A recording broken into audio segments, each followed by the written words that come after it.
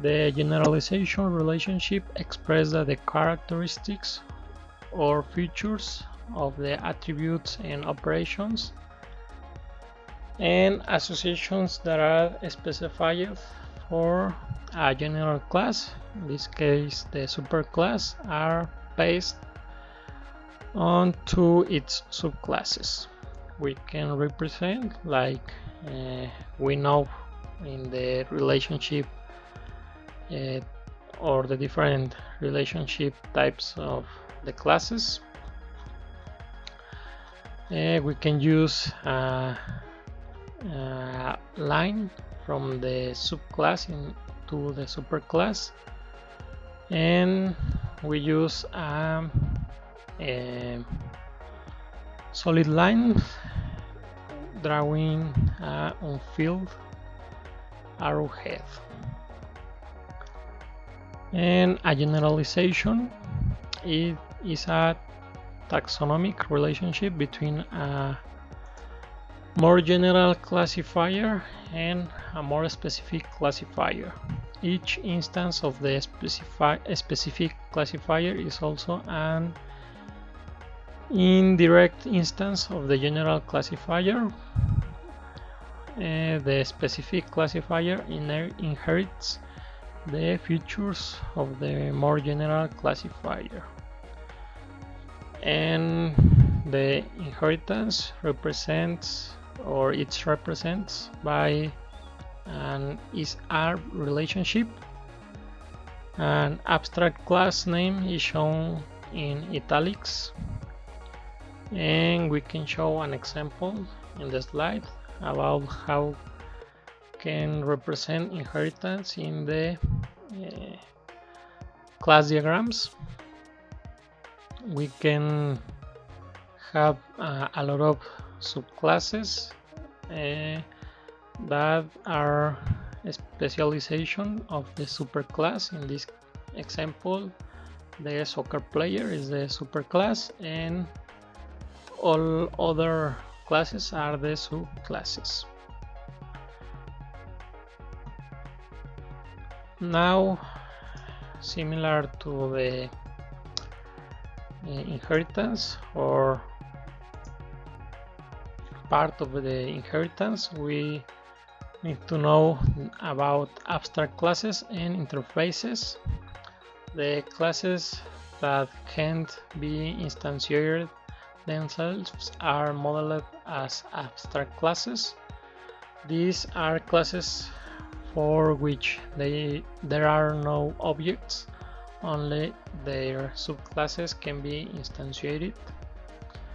Abstract classes are used exclusively to highlight common characteristics of their subclasses and are therefore only useful in the context of generalization relationships.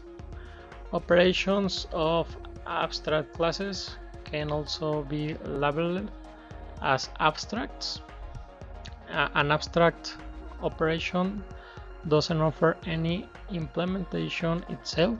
However, it requires an implementation in the concrete subclasses. Operations that are not abstract pass on their behavior to all subclasses.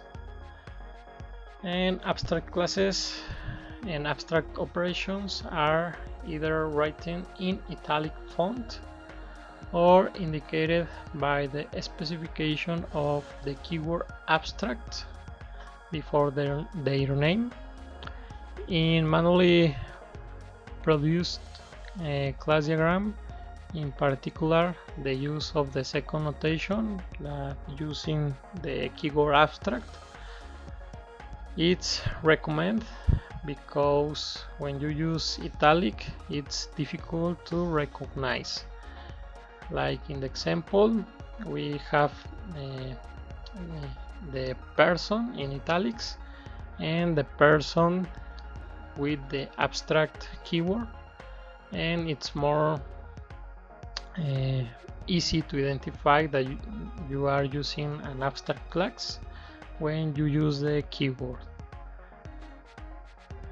And we have an example about how the implementation or how you can draw an abstract class in a UML class diagram.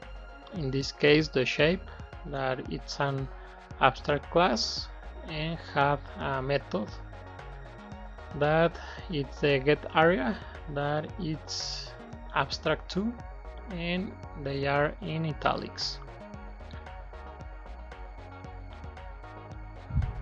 Similarly to the abstract class, an interface also doesn't have an implementation or any direct instances. An interface represents a contract. The classes that enter into this contract, that is the classes that implement the interface, obligate themselves to provide the behavior specified by the interface. In contrast to the relationship between an abstract class and its subclasses, and is a relationship between an interface and the classes that implement is not necessary. Operations of interfaces never have an implementation. In the example, we have an interface that it's in italics too, and the rectangle and triangle implements a shape. They are subclasses that provide the actual implementation for the get area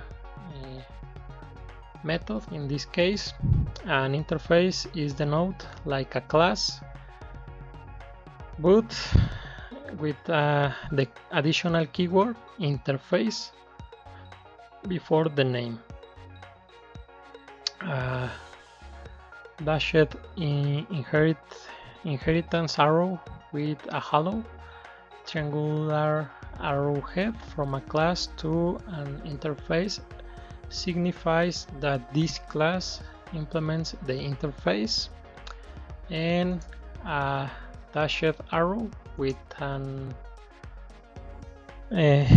open head with the keyword use express that a class use an interface. Like in the example, we have a printer that uses the interface printable, and the course and the abstract person class are or they implement the printable interface too.